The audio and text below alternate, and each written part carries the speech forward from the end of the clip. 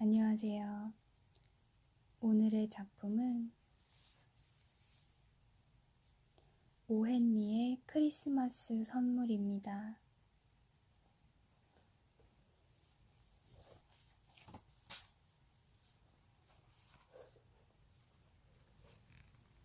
크리스마스 선물 1달러 87센트. 그것이 전부였다. 그것도 그중 60센트는 1센트짜리였다.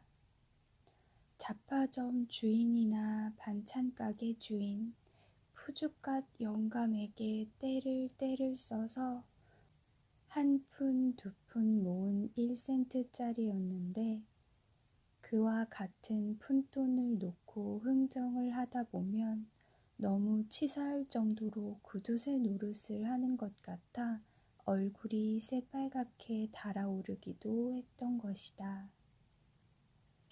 3번이나 델라는 돈을 세어보았다.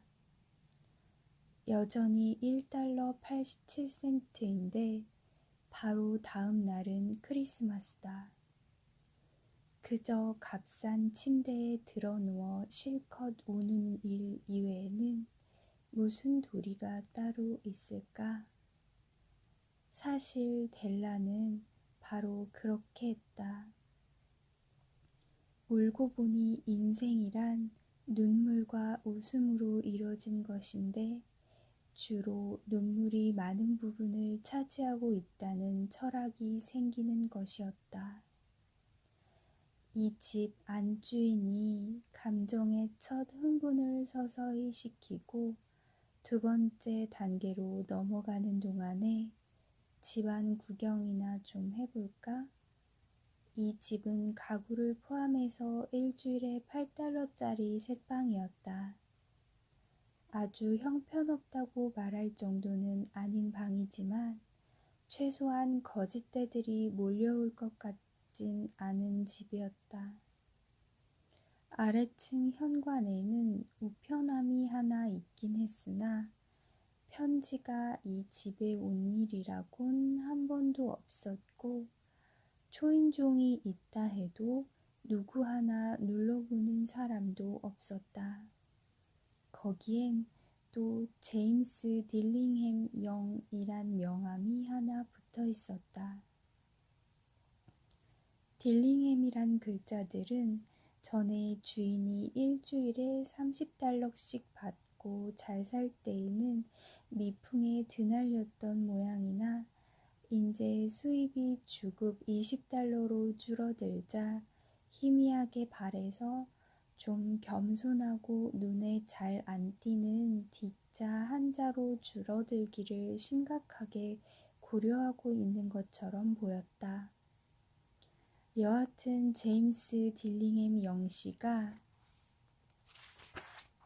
집에 돌아와 위층에 있는 자기 새방으로 올라오면 여러분들에게 이미 델라라고 소개한 바 있는 제임스 딜링햄 영부인께서 짐 하는 다정한 소리와 함께 따뜻하게 포옹해 주는 것이었다.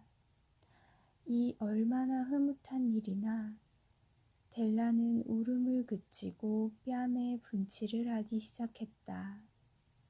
그녀는 창가에 서서 우울한 뒷마당의 회색 울타리 위를 걸어가는 회색 고양이를 하염없이 바라보았다.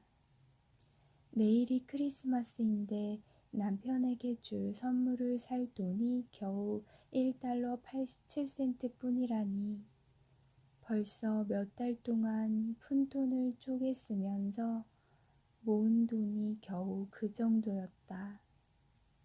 일주일에 20달러 갖고는 정말 빠듯하였다. 지출은 항상 그녀가 생각했던 것보다 많았다. 남편에게 줄 선물을 살 돈이 1달러 87센트 뿐이라 그 훌륭한 남편에게 말이다. 몇 시간 동안이나 그녀는 남편에게 얼마나 좋은 선물을 사줄 것인가를 궁리하느라고 즐거운 시간을 보냈던 것이다. 훌륭하고 귀하고 값비싼 선물. 남편이 가져주는 영광에 조금이라도 부끄럽지 않을 그것을 궁리해 보았던 것이다. 유리 창문 사이에 거울이 하나 있었다. 8센트짜리 새방에 달려있는 거울이라면 아마 짐작이 가겠지만 아주 몸이 날씬하고 날쌘 사람이나 얼굴을 모로 돌림으로써 자기 얼굴에 대개 윤곽이나마 잡을 수 있는 그런 거울이었다. 델라는 몸이 날씬했기 때문에 그 기술을 터득하고 있었던 것이다. 갑자기 그녀는 창가에서 몸을 돌리더니 거울 앞에 섰다. 그녀의 눈은 초롱초롱 빛났지만 얼굴에서는 당장 핏기가 싹 가시는 것이었다. 그녀는 재빨리 머리를 풀어서 길게 늘어뜨려 보았다. 제임스 딜링햄 영시 가문에는 이 두 내외가 아주 자랑스럽게 여기는 재산이 둘 있었다. 하나는 할아버지 때부터 물려내려온 짐의 금시계였고 또 하나는 델라의 머리였다. 시바의 여왕이 통풍구 건너편 새방에 살고 있었다면 델라가 머리를 말리기 위하여 유리창 밖으로 그 윤이 나는 머리를 내려놓기만 해도 여왕 폐하의 금은 보석은 당장 빛을 잃었을 것이고 솔로몬 왕이 이 집 관리인이 되어 지하실에 보물들을 산더미처럼 쌓아놓고 살고 있었다면 짐이 지나가면서 시계를 꺼내보기만 해도 당장 샘이 나서 자기 수염을 몽땅 뽑았을 것이다. 그렇게 아름다운 델라의 머리칼이 갈색의 실폭포처럼 잔물결을 이루고 반짝이면서 치렁치렁 늘어뜨려져 있는 것이다. 그 머리칼은 무릎 아래까지 내려와서 마치 옷처럼 그녀를 감싸고 있었다. 이윽고 그녀는 머리를 다시 불안스럽다는 듯 재빠르게 빗어 올렸다. 다시 한번 그녀는 머뭇거리면서 가만히 서 있었는데 낡은 붉은 양탄자에 눈물방울이 한두 방울 떨어지는 것이었다. 낡은 갈색 저고리에 낡은 갈색 모자를 쓰고 여전히 눈물이 괜 채 그녀는 치마를 바람에 날리면서 문 밖으로 나와 계단을 내려가서 거리로 나섰다. 그녀는 소프로니 부인, 각종 머리를 전문으로 함이라는 간판이 붙은 집 앞에서 걸음을 멈추었다. 델라는 단숨에 계단을 뛰어 올라가서 가쁜 숨을 몰아쉬며 온 매무새를 가다듬었다. 마담은 몸집이 크고 피부가 하얗고 차가운 것이 소프론이라는 귀여운 이름이 어울리지 않았다. 내 머리카락을 사시겠어요? 델라가 물었다. 나는 머리카락을 사오. 마담이 말했다. 모자를 벗으시오. 한번 보기는 해야지. 갈색 실폭포가 치렁치렁 늘어뜨려졌다. 20달러요. 마담은 익숙한 손으로 머리카락을 만지면서 말했다. 얼른 주세요. 다음 2시간은 꿈같이 흘러갔다. 설명이 앞뒤가 안 맞더라도 미안. 그녀는 짐에게 줄 선물을 찾느라고 온 상점을 뒤지고 다녔다. 드디어 그녀는 찾아냈다. 그건 바로 짐을 위해서 만든 것 같았다. 어떤 가게에도 그와 같은 것은 달리 없었다. 사실 그녀는 모든 가게를 구석구석 다 뒤지고 다녔으니까. 그것은 백금으로 만든 시계줄이었는데 디자인은 간결하고 점잖고 또 모든 좋은 물건이 다 그렇듯 천박한 장식 같은 것은 전혀 없이 품질 하나만으로 값이 나가는 그런 종류의 물건이었다. 그 시계줄은 짐의 시계에 매였을 때 손색이 없을 그런 것이었다. 그녀는 그것을 보자마자 그것이 자기 남편을 위해서 만들어진 것임을 알았다. 그것은 꼭 그와 닮았다. 조용하고 귀한 것이니 말이다. 이 말은 양자에 다 알맞은 형용사이다. 그 시계줄 값은 21달러였다. 그녀는 남은 87센트를 갖고 집으로 달려갔다.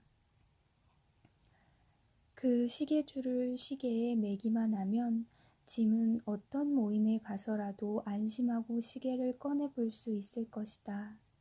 시계야 두말할 나위 없이 훌륭한 것이었지만 쇠줄 대신에 낡은 가죽끈을 매고 있었기 때문에 남의 눈치를 살피면서 살짝 꺼내보곤 했던 것이다.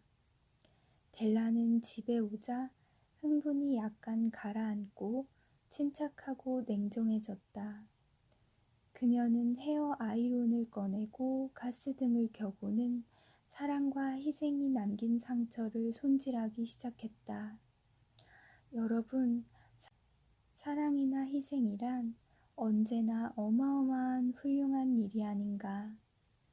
한 40분이 지나자 그녀의 머리는 작은 바싹 붙은 곱슬머리로 덮여서 게으름뱅이 남학생 같은 얼굴이 되었다.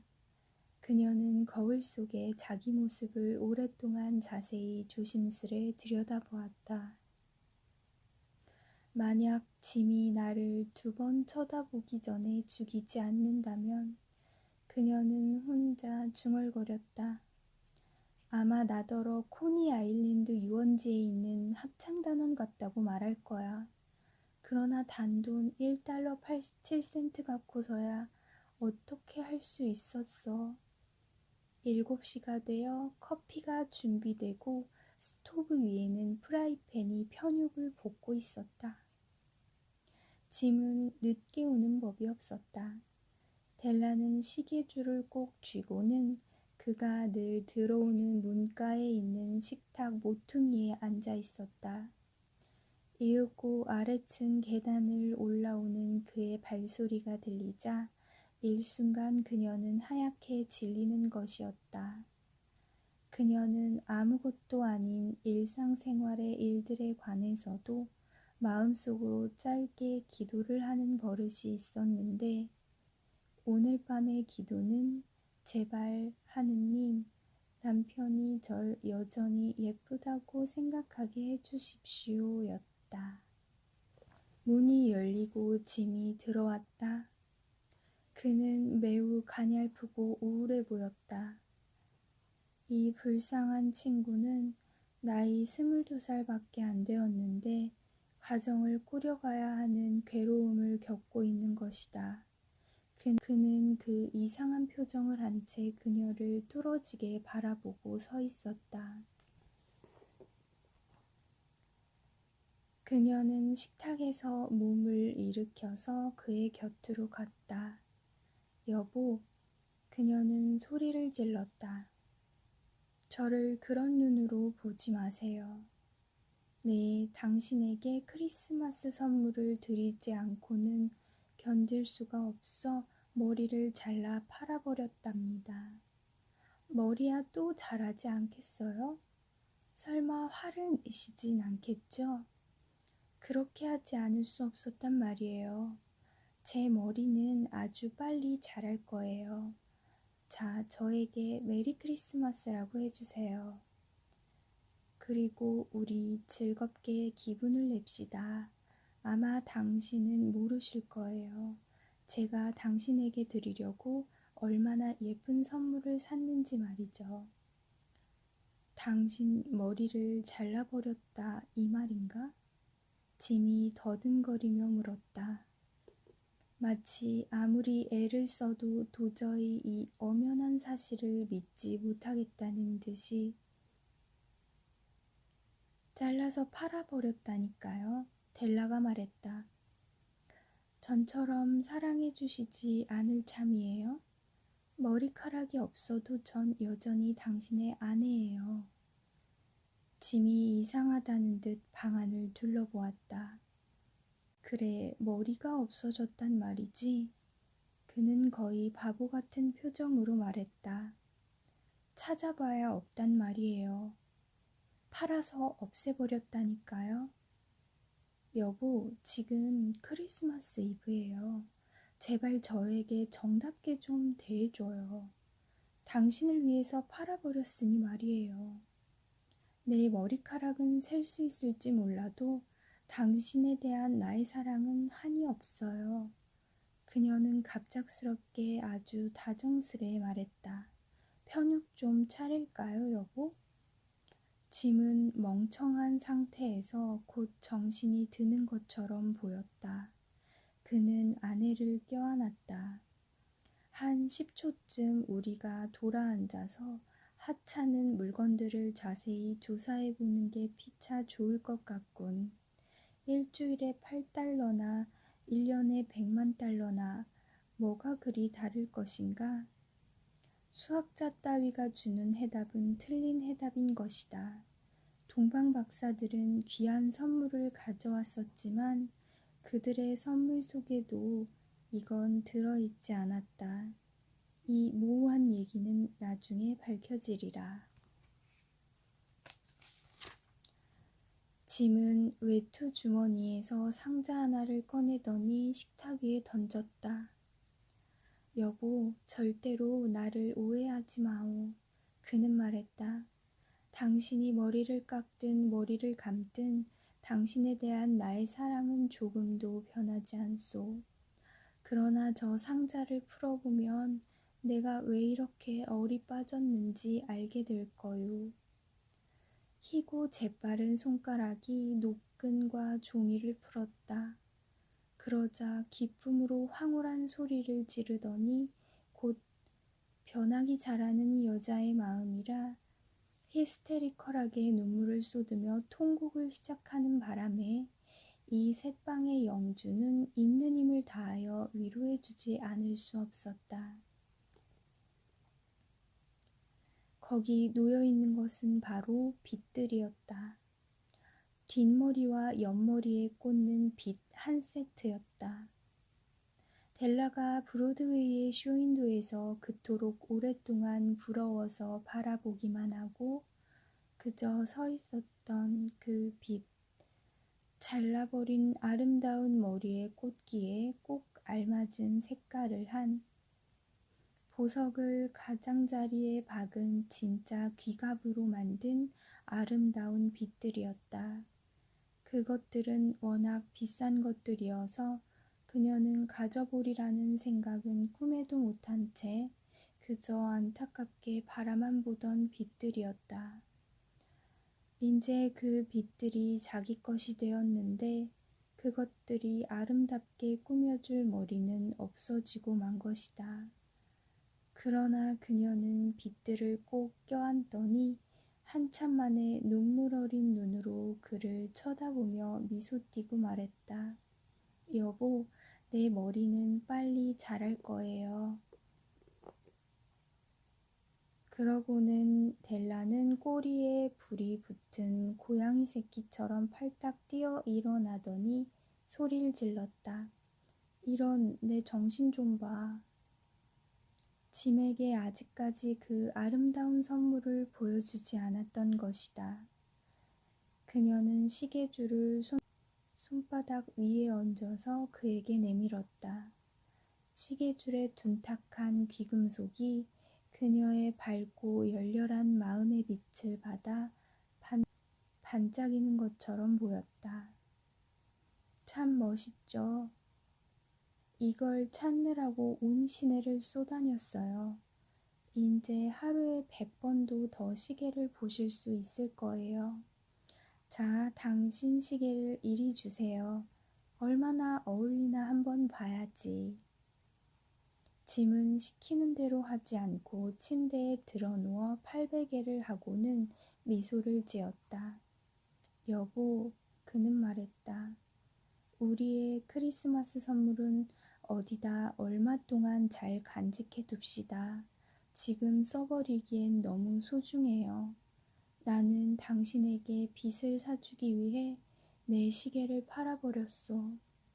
이제 편육이나 좀 먹어볼까? 동방 박사들은 말구유에 있는 아기를 위하여 선물을 가져온 굉장히 현명한 사람들이었다. 그들은 크리스마스에 선물을 주고받는 법을 만든 사람들이다. 그들은 현명한 사람들이었기 때문에 그들의 선물 또한 현명한 선물이었으며 아마 그것들은 같은 것이 나올 때에는 바꾸어 놓을 수도 있는 특전을 가지고 있었을 것이다. 나는 여기서 여러분들에게 어리석게도 서로 자기 집안의 가장 소중한 보물을 희생당하고만 새방에 사는 젊은이의 싱거운 얘기를 재미없이 늘어놓았다. 그러나 이 세상의 똑똑한 사람들에게 마지막으로 하고 싶은 얘기는 이 두 사람이야말로 가장 현명한 사람이란 사실이다. 선물을 주고받은 모든 선남선녀 가운데에서 이 두 사람은 가장 현명한 사람들이다. 온 세상에서 가장 현명하다. 그들이야말로 동방 박사들인 것이다.